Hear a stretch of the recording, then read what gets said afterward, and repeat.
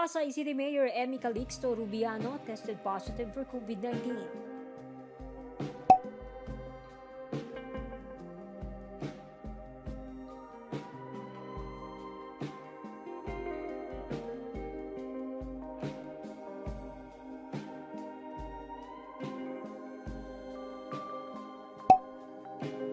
But the virus did not stop the Lady Mayor from working for her constituents.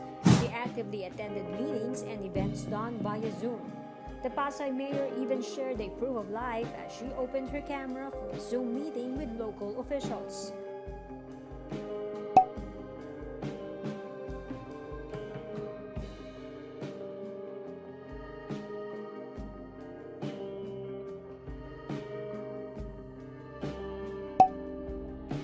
On the day Calixto announced she got infected with the virus, she assured constituents there will be no interruption in public service.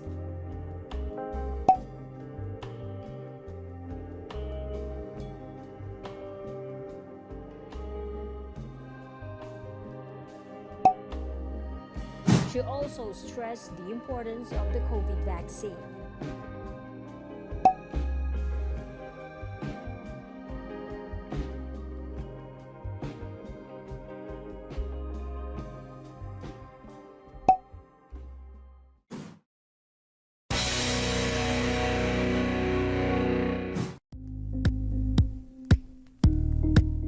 Thank you for watching Politiko TV. Please like and subscribe to our channel for more videos.